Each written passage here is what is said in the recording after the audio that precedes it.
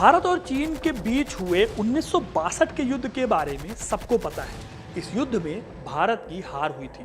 China भी अपनी धमकियों में 1962 की याद दिलाता रहता है, लेकिन भूल कर भी चीन या उसका सरकारी मीडिया 5 साल बाद हुई उस लड़ाई के बारे में नहीं बताता जिसमें उसके 300 से भी ज्यादा लोग मारे गए थे और भारत के 65 जवानों को शहादत देनी पड़ी थी। इस लड़ाई को इतिहास में जाना जाता है नाथुला की लड़ाई के नाम से।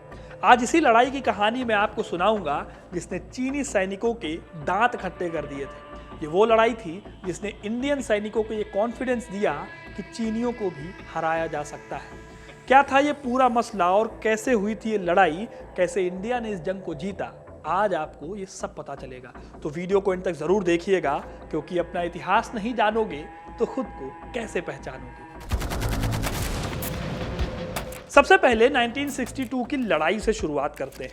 1962 के युद्ध में भारत और चीन दोनों ने अपने अपने राजदूतों को वापस बुला लिया था। हालांकि फिर भी दोनों देशों की राजधानियों में कुछ लोग थे जो एक मिशन के तौर पर काम कर रहे थे। फिर 3 जुलाई 1967 को अचानक एक दिन चाइना ने आरोप लगाया कि भारतीय मिशन के 2 कर्मचारी भारत के लिए जासूसी कर रहे हैं। उन्होंने इन 2 लोगों को तुरंत अपने यहां से निकाल दिया। लेकिन बात यहीं तक नहीं रुकी। चाइनीज पुलिस और सिक्योरिटी फोर्सेस ने इंडियन एम्बेसी को चारों तरफ से घेर कर सभी की एंट्री और एग्जिट पर बैन लगा दिया। यह कार्रवाई दोस्तों 3 जुलाई 1967 से लेकर अगस्त में जाकर खत्म हुई, जब दोनों देश एक दूसरे के दूतावासों की घेराबंदी को तोड़ने के लिए राजी हुए। लेकिन कुछ ही दिनों में चीन ने एक दूसरा आरोप लगाया। आरोप ये कि भारतीय सैनिक उनके भेड़ों के झुंड को भारत में हाँक कर ले गए। इस तरह 1962 के युद्ध के 5 साल बाद 1967 में चाइना ने दोबारा अपनी हरकतें करनी शुरू कर दी। लेकिन क्या बस यही वो हरकतें थी जिससे भारत सरकार परेशान थी? जवाब है नहीं। देखिए, 1965 में जब भारत और पाकिस्तान का युद्ध हुआ था, तब भी चाइना ने भारत के मैटर में टांग अड़ाई थी। पाकिस्तान के कहने पर चाइना ने भारत को अल्टीमेटम दिया था कि वो सिक्किम की सीमा पर नाथुला और जेलेपला की चौकियों को खाली कर दे। उन दिनों नाथुला पर जनरल सगत सिंह तैनात थे। उन्होंने जब ये सुना तो नाथुला को खाली करने से उन्होंने मना कर दिया, क्योंकि वो जानते थे कि नाथुला ऊंचाई पर था और यहाँ से चीनियों पर आसानी से नजर रखी जा सकती थी। अब इंटरेस्टिंग पॉइंट यहाँ पर यह है दोस्तों कि जो टुकड़ी जेलेपला पर तैनात थी, उसने इस अल्टीमेटम को सुनने के बाद उस पोस्ट को खाली कर दिया और चाइना का उस पर कब्जा हो गया। आज तक ये पोस्ट चाइना के कंट्रोल में है, इंडिया का कब्जा वहां पर नहीं हुआ। अब हम आते हैं इस बात पर कि 1967 में यानी 5 साल बाद ऐसा क्या हुआ कि युद्ध के हालात हो गए। असल में नाथुला में दोनों सेनाओं के बीच में झगड़ा होता ही रहता था। ये सब रोज रोज होता देखकर इंडियन आर्मी के ऑफिसर्स ने तय किया कि नाथुला से लेकर सेबुला तक भारत और चाइना के बीच तार लगाया जाएगा और एक बाड़ेबंदी की जाएगी, ताकि दोनों देशों के बीच की सीमा को डिमार्केट किया जा सके। 20 अगस्त 1967 को भारत ने कटीले तारों की घेराबंदी का काम शुरू किया। 3 दिन बाद 23 अगस्त 1967 को चाइनीज सैनिक जो थे वो नाथुला तक आ गए। उनके हाथ में राइफल्स थी। इन सैनिकों को बॉर्डर पर ही रोक दिया गया था। इस दौरान एक ऑफिसर था जिसने एक किताब से कुछ नारों को लगातार पढ़ना शुरू किया और जो बाकी चाइनीज सोल्जर्स थे वो उसके साथ लगातार चिल्लाते जा रहे थे। 1 घंटे बाद चीनी सोल्जर्स चले गए, लेकिन वो वापस आए और फिर से विरोध प्रदर्शन करने लगे। फिर 5 सितंबर 1967 को भारत ने कटीले तारों को लगाने का काम दोबारा शुरू किया। इस बार चाइना के एक राजनेता भी विवाद में कूद पड़े। उन्हें कॉमिसार कहा जाता है। उन्होंने उस टाइम पर commanding officer lieutenant colonel Rai Singh के साथ मिलकर जमकर बहस की। इसके बाद इस काम को फिर से रोक दिया गया। आगे चलकर 7 सितंबर को काम दोबारा शुरू किया गया और इस बार चाइनीज सेना जो थी वो भड़क गई। करीब 100 चाइनीज सोल्जर्स भारतीय सैनिकों से उलझ गए। सेना ने इन्हें जमकर पीटा। चीनी सैनिकों ने पत्थरबाजी शुरू कर दी और भारत की तरफ से भी इसका मुंहतोड़ जवाब दिया गया। फिर आती है 11 सितंबर की सुबह।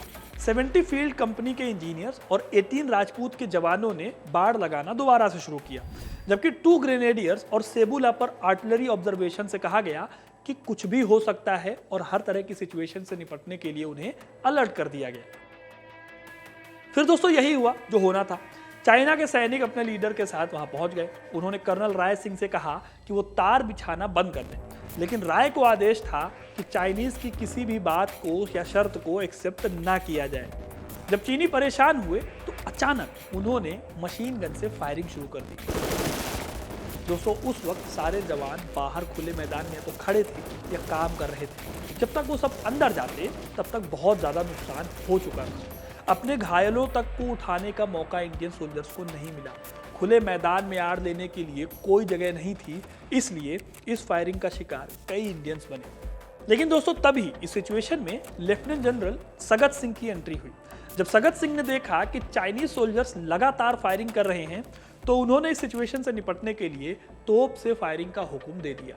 दोस्तों ये उस टाइम पर बहुत बड़ी बात थी, क्योंकि उस टाइम पर तोप खाने की फायरिंग का हुक्म देने का राइट सिर्फ और सिर्फ पीएम के पास था। यहाँ तक कि आर्मी का जो सेना अध्यक्ष होता है वो भी ये फैसला लेने का अधिकार नहीं रखता था।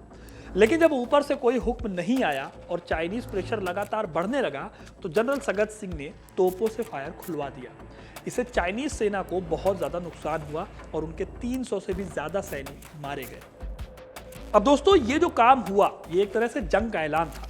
फिर 3 दिनों तक नाथुला में भारत चीन के बीच ये जंग चलती रही। जनरल सगत सिंह ने नीचे से मीडियम रेंज की तोपें मंगवाई और हर जगह उन्होंने चाइनीज ठिकानों को ध्वस्त करना शुरू कर दिया। भारतीय सैनिक ऊंचाई पर थे और उन्हें चीनी ठिकाने साफ साफ नजर आ रहे थे, इसलिए उनके गोले निशाने पर गिर रहे थे। जवाब में चाइनीज भी फायर कर रहे थे, लेकिन उनकी फायरिंग अंधाधुंध थी क्योंकि वो नीचे से भारतीय सैनिकों को देख नहीं पा रहे थे। 13 सितंबर को चीनी जवानों की तरफ से बिना शर्त युद्ध विराम की पेशकश की गई। सुबह 5:30 बजे सिक्किम तिब्बत बॉर्डर पर युद्ध विराम शुरू हुआ। 15 सितंबर को चीनी जवानों ने उन भारतीय सैनिकों के शव वापस लौटाए जो शहीद हो गए थे। साथ ही हथियार और गोला बारूद भी उन्होंने वापस कर दिया। लेकिन दोस्तों आपको जानकर हैरानी होगी कि इतनी बहादुरी से लड़ने के बावजूद उस वक्त के जो सेना के हाई ऑफिशियल्स थे उन्होंने इसे पसंद नहीं किया और लेफ्टिनेंट जनरल सगत सिंह का ट्रांसफर कर दिया गया। लेकिन यही वो लड़ाई भी थी दोस्तों जिसने देश के जवानों के अंदर से चीन का भूत निकाल दिया था। ये लड़ाई कितनी इंपॉर्टेंट थी इसे आप ऐसे समझ सकते हैं कि जब 15 सितंबर 1967 को लड़ाई रुकी तो शहीद हुए भारतीय सैनिकों की बॉडीज को रिसीव करने के लिए सैम मानेकशॉ, जनरल जगजीत सिंह अरोड़ा और जनरल सगत सिंह मौजूद थे। इन सभी ने 1971 की वॉर में बहुत इंपॉर्टेंट भूमिका निभाई थी। दोस्तों 1962 की लड़ाई में चाइना के 740 सैनिक मारे गए थे। ये लड़ाई करीब 1 महीने चली थी। इसका पूरा एरिया लद्दाख से लेकर अरुणाचल प्रदेश तक फैला हुआ था।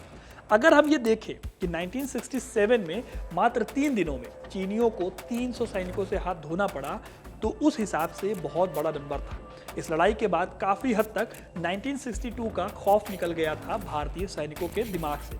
भारतीय सैनिकों को पहली बार लगा कि चीनी भी हमारी तरह हैं और वो भी पिट सकते हैं और हार सकते हैं।